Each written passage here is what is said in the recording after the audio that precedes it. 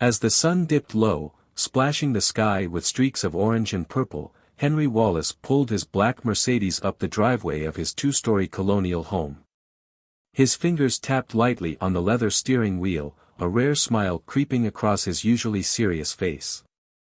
The business trip to Chicago had wrapped up ahead of schedule, a bit of luck that meant he could surprise his family by making it home for dinner. Through the windshield, he admired the house he'd poured so much into. The glow from the living room windows cast warm, welcoming shadows across the neatly kept lawn. The landscape lights he'd installed last summer flicked on automatically, illuminating the stone walkway to the front door. Megan's white BMW sat parked in its usual spot, right next to Emma's red convertible, a graduation gift that had cost him 3 months of overtime but was worth every penny to see her eyes light up. "Home sweet home," he murmured, switching off the engine. His briefcase felt unusually light tonight, lifted by the thought of sharing the good news about the Chicago deal he'd just closed, the biggest contract of his career, promising even more financial security for his family. As he neared the front door, laughter mixed with unfamiliar voices floated through the early evening air. Henry's steps slowed, his years in project management having sharpened his sense of when something felt off. The voices were male, young, and clearly not from the usual book club crowd or neighborhood friends. Sliding his key into the lock, he turned it with careful precision to keep it silent. Inside, the foyer was dark, but light spilled out from the living room, along with more sounds, now hushed giggles, whispers, and what could only be described as kissing. His heart pounded, but on the outside, he stayed collected. Setting his briefcase down soundlessly, he moved forward, each step steady, his years of discipline holding him together even as adrenaline surged through him. The voices sharpened as he approached the living room, a low male murmur, Megan's unmistakable laugh, and sounds he could barely bring himself to acknowledge. The sight that greeted him when he stepped in was seared into his memory in vivid detail. Megan, his wife of 18 years, was stretched across their $5,000 Italian leather sofa, her cream silk blouse, a gift from him, partially unbuttoned, the lace beneath exposed. Beside her, a young man he'd never seen had his hands in places that only Henry's had ever been, his mouth staking a claim that wasn't his. But as shocking as that betrayal was, it wasn't what shattered him the most. No, that honor belonged to what he saw on the love seat. His daughter, Emma, barely 18, still dressed in the tennis outfit he'd bought her for country club lessons, was straddling another stranger, her fingers woven through his hair as they kissed with an intensity that left no question this wasn't their first time. The briefcase slipped from Henry's fingers, hitting the floor with a dull thud that seemed to fill the room. Time seemed to stretch painfully, each moment etching itself into his mind in stark, painful clarity. He noticed every detail he didn't want to see, the half-empty wine glasses on the coffee table, the men's designer workout clothes, and the comfortable familiarity of their behavior. None of them reacted with surprise or shame. Instead, Megan turned to look at him, her honey blonde hair falling in waves over the arm of the sofa, lipstick smudged, her gaze, the same one that had once captivated him, holding nothing but an icy, mocking amusement. "You're always so good at wrecking our perfect evenings, Henry," Megan drawled, making no effort to pull away from her companion. Her words hit him like physical blows, each dripping with contempt. The man beneath her, young and muscular, dressed in what seemed to be designer workout clothes, had the nerve to smirk. "So, this is the workaholic husband you told me about," he sneered, keeping his hand firmly on Megan's waist, almost as if staking a claim. "Dad," Emma's voice cut through the air, more annoyed than ashamed. She shifted in her date's lap, rolling her eyes. "You're supposed to be in Chicago till tomorrow. Why are you always checking up on us?" Henry's fists clenched, his knuckles going white with the strain. The rage building up inside him was unlike anything he'd ever felt in his 40 years, cold, relentless, and utterly consuming. This wasn't the heated anger that made men lash out impulsively. This was something else, something icy that froze him but left his mind razor-sharp. "Who are they?" he asked, his voice steady, controlled, despite the fury coursing through his veins. Years of handling demanding clients and project crises now served him well, keeping his exterior calm as his world unraveled. Megan sat up slowly, every movement a deliberate show of disinterest. She adjusted her blouse, though she didn't bother buttoning it, letting her date's hand linger on her skin. "This is Blake," she said, gesturing to the man at her side, her diamond wedding ring glinting, the one he'd upgraded last year for their anniversary. "And that's Ryan," she nodded toward Emma's partner, who looked hardly older than their daughter. "They're personal trainers from the country club." Her red lips curled into a smile that held no warmth. "They actually know how to make a woman feel valued, unlike some people." Emma tossed in a sneer, her fingers running through Ryan's hair in a way that was both mature and disturbingly practiced. Henry's stomach twisted. When had his little girl turned into this stranger? "They've been helping us stay fit," Megan continued, her tone thick with insinuation, "something you wouldn't understand, always buried in your files and project plans." Blake's arm slid around Megan's waist, his fingers possessively spread across her stomach. "Your wife's told us all about you, Mr. Wallace, the dedicated businessman, always at work, with no time for personal matters." Henry took another step into the room, his presence filling the space with a dangerous tension. The temperature seemed to plummet. "How long?" he demanded, his eyes locked on Megan. "How long have you been bringing them here, into my house?" "Your house?" Megan laughed, a sound sharp as shattered glass. Rising slowly, she let Blake's hands trail over her as she got to her feet. "Is that what you think, that because you pay the mortgage, this place is yours?" She waved a hand around the room, so meticulously decorated. "I made this home, Henry. I built this life while you were busy with your important projects and endless meetings." "You built this?" His voice dropped, colder than before. "Turning our daughter into someone just as unfaithful as you? That's what you're proud of?" Emma leapt to her feet, her cheeks flushing with anger. "Don't you dare talk to Mom like that. She deserves to be happy. When was the last time you even asked her how she felt? When was the last time you bothered to come home for dinner instead of calling to say you'd be late?" "Listen to her, Henry," Megan's voice had a hint of triumph. "Even Emma sees it, you're never here, you're never present. You think just providing a nice house and fancy cars makes you a good husband, a good father." Blake wrapped his arms around Megan from behind, chiming in, "While you were busy building your version of the perfect life, your wife and daughter were busy living theirs, finding real connections, real passion." Henry's eyes locked onto the younger man, and whatever he saw in Henry's face made Blake's smirk waver. "You don't speak," Henry's voice was colder than ice. "You're not part of this, you're just a leech, feeding off the decay of what I've worked so hard to build. Don't talk to him like that." Megan snapped, though Henry could see the first crack in her polished composure. She'd anticipated him breaking down, maybe even pleading or trying to reason with her. This unrelenting, icy rage was something she hadn't planned for. "I'll speak to your boy toy however I see fit, in my house," Henry replied, each word deliberate. "The house I paid for with my 60-hour work weeks, just like I paid for the tennis lessons where you met them, the country club membership you used to charm them, the cars, the clothes, the entire lifestyle you've turned into your playground." Ryan stood up, trying to look tough, though he stood a few inches shorter than Henry.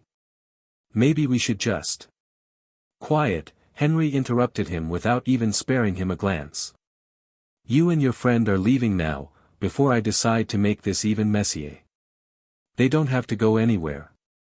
Emma protested, clutching Ryan's arm, her diamond tennis bracelet catching the light, the one Henry had given her for her 18th birthday.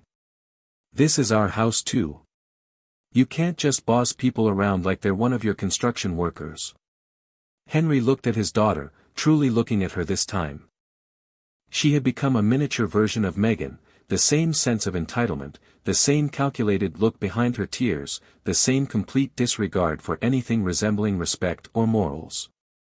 All his hard work, all his sacrifices to give her a better life than he'd had growing up, had created this. No, Emma, he said, voice steady, this is my house, every brick, every tile, every piece of furniture was bought with my money, maintained through my work. And I'm done watching you two tear apart everything I've built. You can't handle the truth, Henry, Megan laughed, though there was a nervous edge now, something in his stance that was beginning to unsettle her. You've always been the boring one, the safe one, the predictable choice. She ran a hand down Blake's chest, but her movements now felt forced, a performance. These men know how to make life exciting, they know what a woman really wants. Exciting? Henry's voice cut like steel. You want excitement, Megan? Then you're about to get your wish. He turned to Blake and Ryan, his expression so fierce that both men instinctively took a step back. You have 30 seconds to get out of my house before I call the police. And believe me, after 15 years of handling construction permits in this town, I know enough people on the force to make sure you both lose those cushy country club jobs. And they'll probably have some interesting questions for you about your other clients. The two men exchanged looks, their confidence quickly dissolving under the weight of Henry's cold fury. They might have been younger, physically stronger, but something in Henry's eyes told them he was the one they should fear most. This is ridiculous, Blake muttered, already heading toward the door.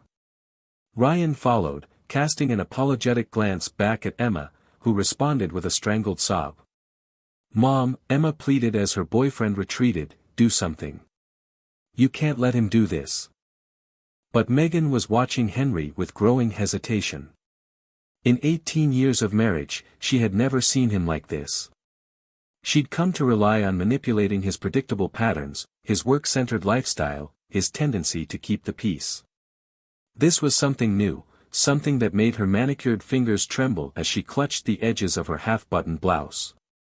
You've both made a grave error, Henry said quietly, just as the front door clicked shut behind Blake and Ryan.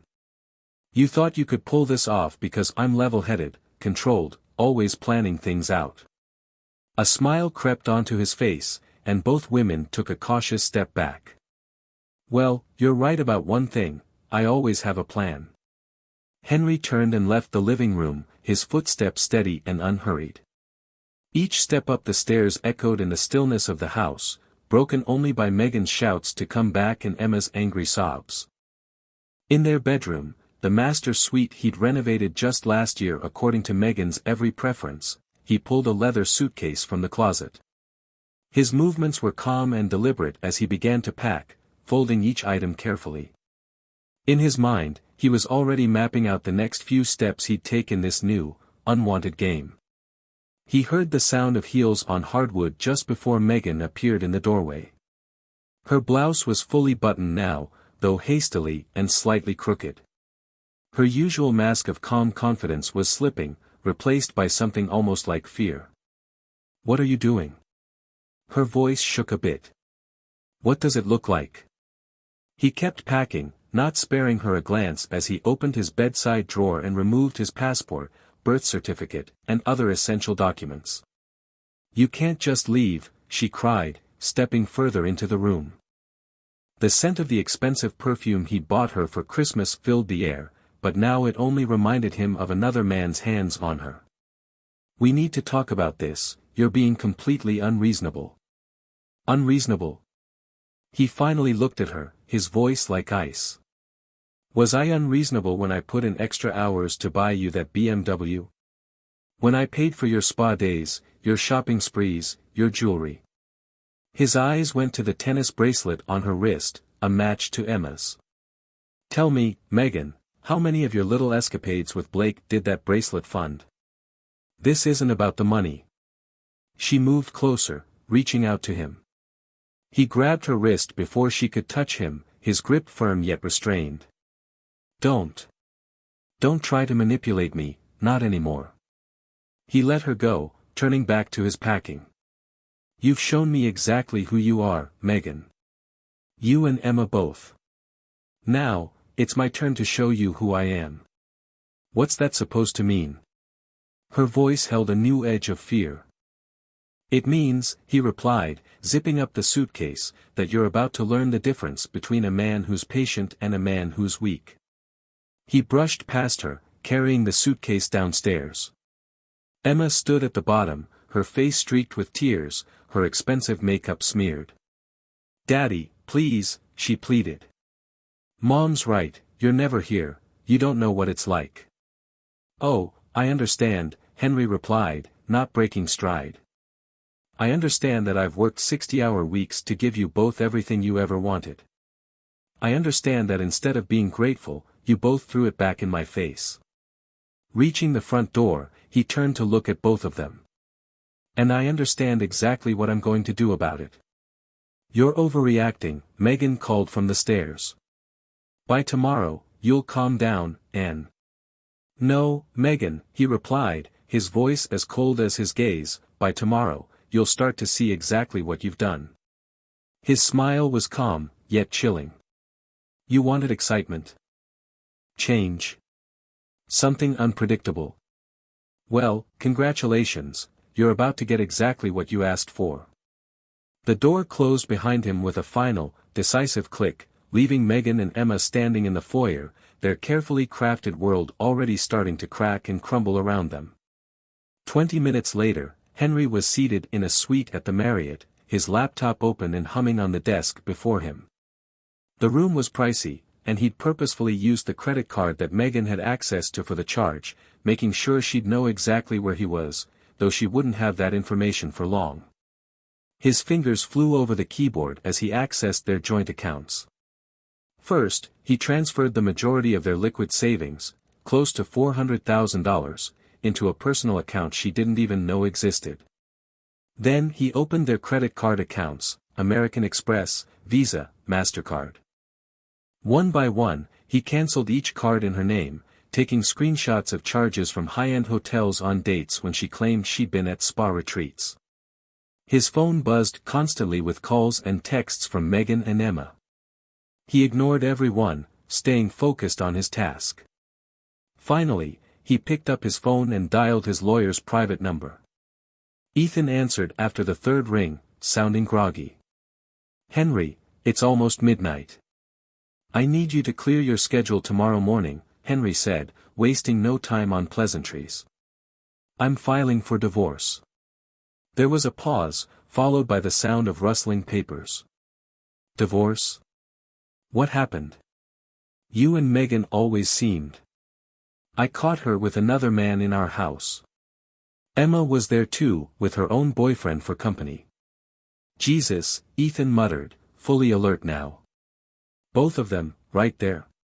"Henry, I'm sorry.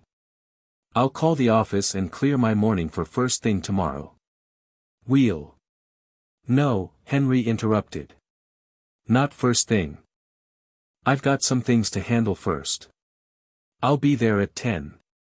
He paused. "And, Ethan? I want everything, the house, the assets, all of it. I want her left with exactly what she brought into this marriage, which, if I remember right, was a waitress uniform and a pile of debt I paid off." "That's not going to be easy," Ethan warned.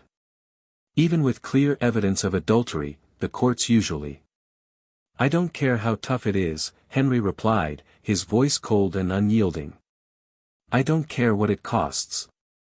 She's about to see what happens when patience is mistaken for weakness. Can you handle it?" "Of course. I'll have everything ready." "But, Henry, are you sure you don't want to wait a bit, think it over?"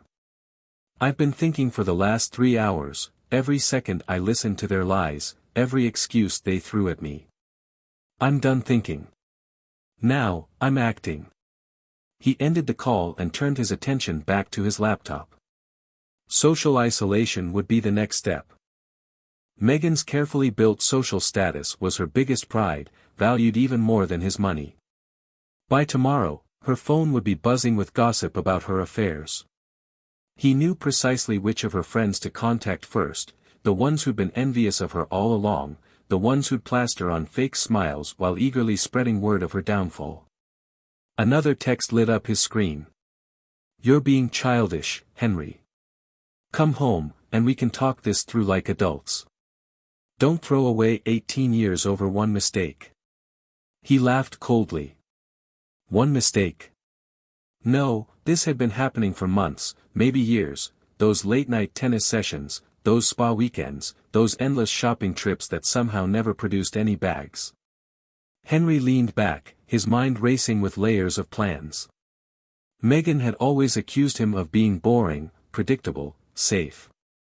She'd twisted his stability into a weapon, using his commitment against him. Now, she was about to find out just how dangerous a man could be when he knows how to plan, how to wait, and how to control every single detail.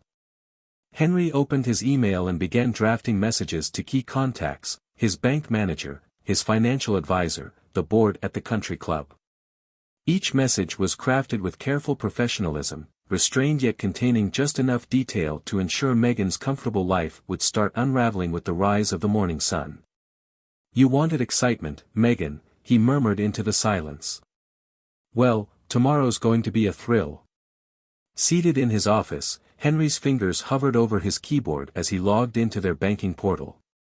The memory of last night's betrayal, Megan with Blake, Emma with Ryan, still smoldered in his mind.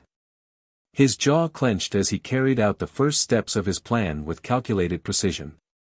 He transferred their joint savings into his own private account, the one Megan didn't know existed. Then he tackled the investment accounts, followed by the vacation fund Megan had been setting aside for her so-called girls' trips. One by one, he severed their financial lifelines. Finally, he dialed the credit card company. Yes, I need to cancel all additional cards on my account, he said in an even tone. Immediately. The representative's voice crackled through the speaker, certainly, sir. May I ask the reason? Unauthorized usage, Henry replied, voice cold. And I need it handled now. 20 minutes later, he leaned back, a grim satisfaction settling over him as the first domino fell. He glanced at his watch, 10:43 a.m. It wouldn't take long for Megan to realize what he'd done. Sure enough, at 11:27, his office door flew open. Megan stormed in, her face red with fury, clutching her designer handbag like a weapon. You bastard, she shrieked, drawing the attention of several heads in the open office space beyond. My card got declined at Nordstrom. Henry looked up from his screen calmly. Did it? He asked, his tone neutral. Don't play games with me, Megan spat, slamming her hands onto his desk. What have you done?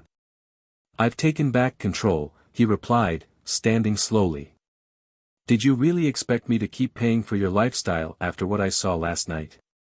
You can't do this to me. Megan's voice dropped to a low, venomous hiss. I'll make sure everyone hears how you abandoned us, how you were never around. Go right ahead, Henry interrupted, moving around his desk to face her directly. Tell them how I found you and our daughter in the company of your trainers right in our living room. I'm sure that'll go over great at the country club. For a moment, Megan paled, but she recovered quickly. You're nothing without me, Henry. I gave you status, connections. No, Henry's voice was sharp, steely. Everything we have, I built through hard work, while you wasted my money on your affairs. That ends today. Mom, Emma's voice came from the doorway. She stood there, looking small and uncertain in her high-end workout gear, her makeup streaked with tears. The gym canceled my membership, and my card isn't working. Perfect timing, Henry said, turning to address them both. You can hear this together. From now on, you're both cut off. Complete financial independence, isn't that what you always wanted, Megan? Freedom from boring, predictable Henry. You're ruining everything. Emma shouted, moving to stand by her mother. How am I supposed to live? Maybe try getting a job, Henry suggested coolly. Or ask Blake and Ryan for help, they seemed pretty invested in our family last night. Megan's eyes narrowed dangerously. This isn't over, Henry. You have no idea what I'm capable of. Oh, I know exactly what you're capable of, he replied, sitting back down. That's why I'm doing this. He nodded toward the door as two security guards appeared, moving quietly but with purpose. Escort them out, Henry instructed, his voice like ice. Megan gripped Emma's arm, shooting him a look full of venom. You'll regret this, she spat. No, Henry replied, turning back to his computer. I only regret the years I wasted with you. After they left, Henry's colleague, David, stepped into the office. Everything all right? We heard some yelling. Better than all right, Henry replied, pulling up his email again. Just taking out the trash. The next phase of Henry's plan called for a different level of precision. He'd spent years cultivating relationships in their social circle, quietly building trust while Megan basked in the attention. Now, those connections would serve a new purpose. He started with Linda Hayes, the self-styled queen bee of their social circle and Megan's closest friend. He invited her to lunch at Le Blanc, Megan's favorite spot. Henry, this is a surprise, Linda said as she slid into the booth across from him. Is everything all right? Megan hasn't been returning my calls. Henry stirred his coffee slowly. Actually, Linda, there's something you should know. As Megan's friend, you deserve the truth. Over the next hour, he carefully laid out the story, watching Linda's expression shift from shock to horror to barely concealed satisfaction.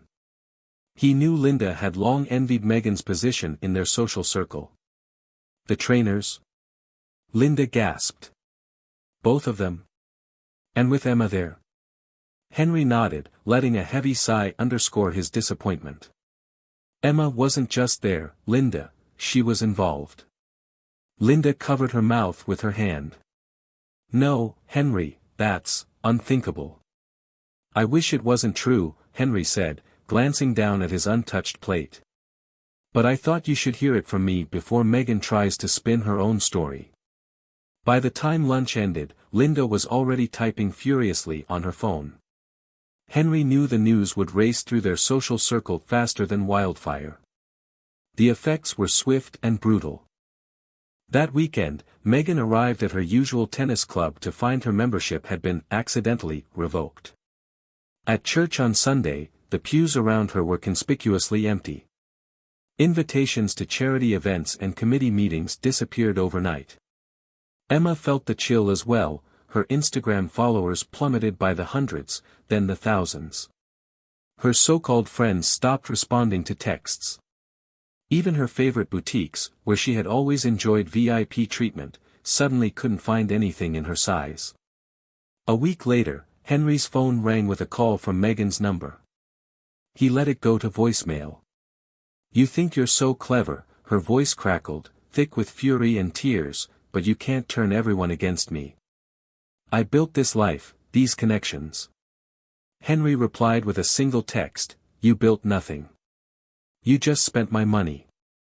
The following day, he ran into Emma at their usual coffee shop. She looked different, dressed in plain jeans and a simple t-shirt, her makeup almost non-existent. Dad, she called, stepping into his path.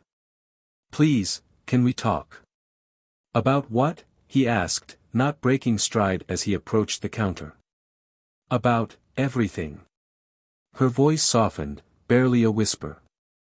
Mom's falling apart. None of our friends will talk to us. Even Ryan isn't answering my calls. He ordered his coffee, then finally turned to face her. Isn't this what you wanted? Freedom from boring, predictable dad and his rules. Go live your best life, Emma. Just don't try to do it with my money. I made a mistake, Emma murmured, her voice wavering. I was selfish, and I'm sorry. Sorry you did it, or sorry you got caught? Henry replied, picking up his coffee. Either way, it's too late. You made your choice, Emma. Now live with it. He left her standing there, tears slipping down her cheeks. Outside, he took a deep breath of the crisp morning air. Phase 2 was complete. It was time for the final blow. Henry's attorney, Ethan Cooper, flipped through the divorce papers with a practiced eye. "You've certainly covered every angle," he said, skimming through the evidence of Meghan's affairs, the photos, the bank records showing extravagant purchases for her lovers, the witness statements. "You've been thorough." "I believe in being prepared," Henry replied, straightening his tie. "How strong is our case with this evidence?" Ethan smiled knowingly. "She won't know what hit her." "But, Henry, are you absolutely sure you want to go this hard? There's no coming back from a divorce like this." "That's precisely the point," Henry said firmly. "Complete severance." The initial hearing was set for a Wednesday morning. Henry arrived early, dressed sharply, each document meticulously organized in his briefcase. He waited in the hallway outside the courtroom, watching as Meghan arrived with her attorney, not the high-powered lawyer she'd hoped for, but the best she could now afford. Her designer outfit looked a bit worn, her jewelry noticeably absent. "Henry," Meghan called out, hurrying toward him, her voice shaky with desperation. "We need to talk before this goes any further." "Everything goes through the lawyers now, Meghan," Henry replied, refusing to look her way. "Please," she softened her tone. "I know you're angry, but think about Emma. Think about everything we've built together. We can work this out."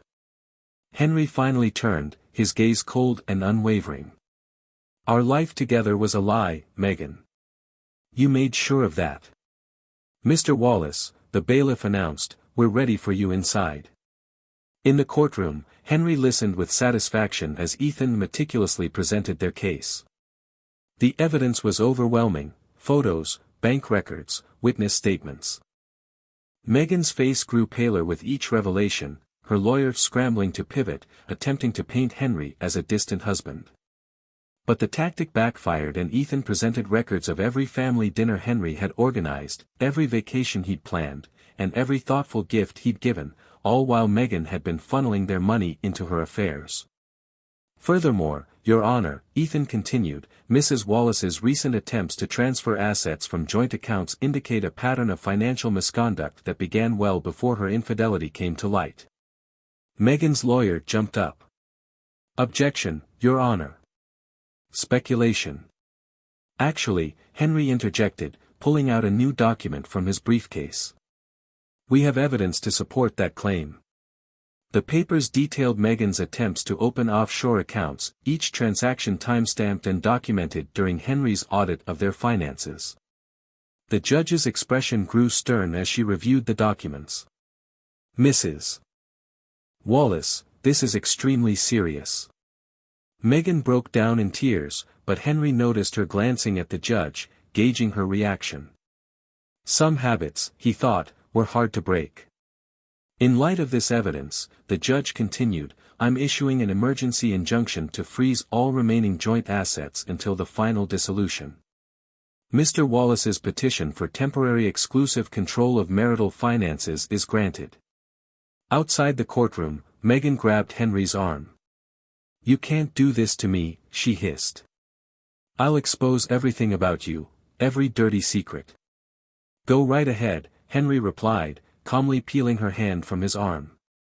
"My secrets don't include sleeping with trainers in front of our daughter." He paused. "Speaking of Emma, you might want to check on her. Last I heard, she was packing up her things." "What? Why would she?" "Because I offered her a choice," Henry replied. "She can come home, agree to go to college, and make a fresh start. Or she can stay with you, wherever you end up." Meghan's eyes widened in shock as Henry walked away, leaving her standing in the courthouse hallway, her carefully built world crumbling around her. 2 days later, Henry sat in his attorney's office, going over the final divorce settlement. Ethan laid out the documents on the desk, highlighting key points.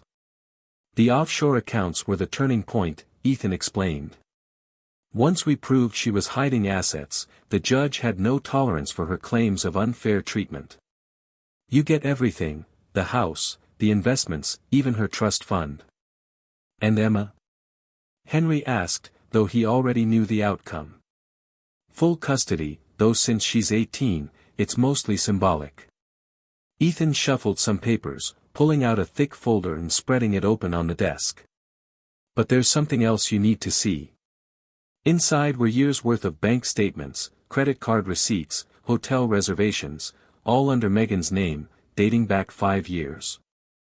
We uncovered these while tracking the offshore accounts, Ethan explained, spreading out more documents. Your wife wasn't just involved with Blake and Ryan. There were plenty of others, all funded by your money. Henry leaned forward, his gaze fixed on the evidence. Each page told a story of betrayal, luxury hotels, expensive jewelry, secret vacations. And names, so many names. Some of these men were from your industry, Ethan continued carefully. Clients, partners, competitors. She was strategic. Henry's jaw tightened as he recognized the names, each one stoking the fire inside him. She was working her way through my entire professional network. And she kept meticulous records, Ethan added, sliding over a small notebook. Company secrets, business plans, personal details, she was stockpiling information, building a blackmail portfolio.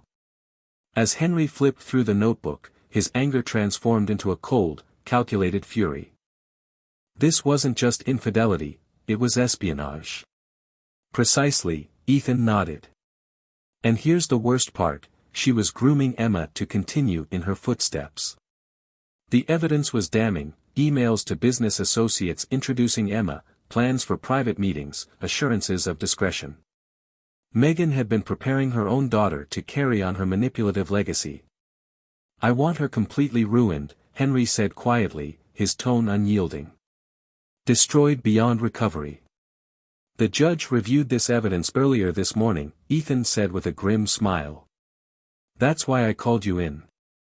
The final ruling will be delivered in an hour. Would you like to be present?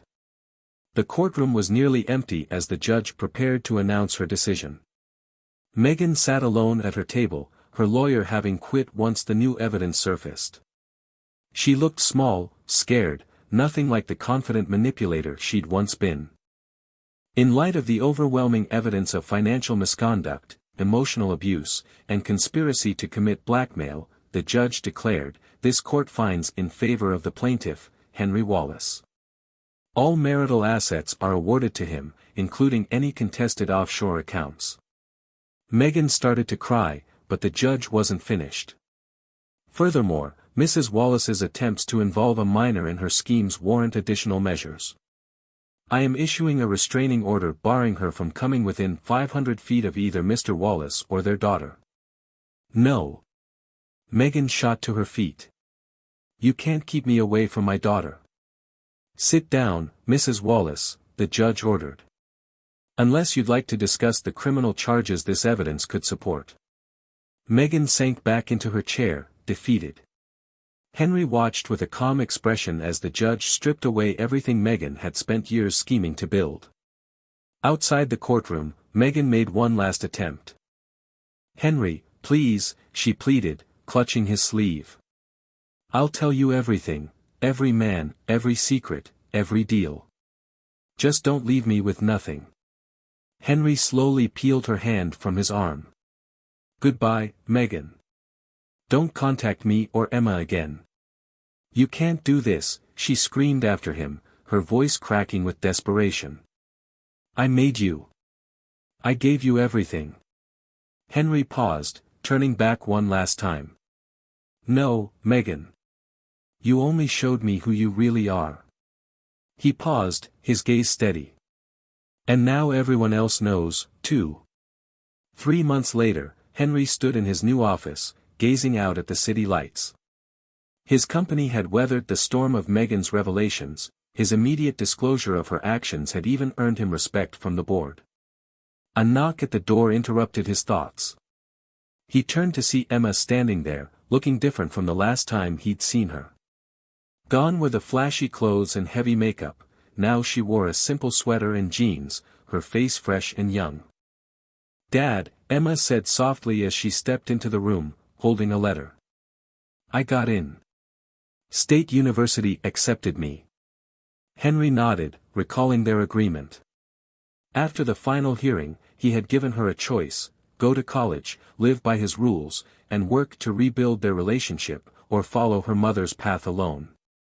"And your mother?" he asked, though he already suspected the answer. "I haven't spoken to her since the hearing," Emma admitted, her voice barely above a whisper. She keeps trying to reach out, but after what she planned," she shivered. "I can't believe I almost let her turn me into," she looked down, unable to finish. "You didn't," Henry said, his tone steady yet gentle. "You made a different choice." "Because of you," Emma replied quietly, a small, grateful smile crossing her face. "Even though I didn't deserve a second chance." "No," Henry agreed, his voice firm but kind. "You didn't. But you're working to earn it now." He turned back to the window, sensing that she wasn't finished. She fidgeted with the letter in her hands, then finally spoke up. "Dad, do you think you'll ever be able to forgive her?" Henry watched his own reflection in the glass, memories flickering through his mind, the notebook full of betrayals, the plans she'd made to manipulate their daughter, the years of deceit.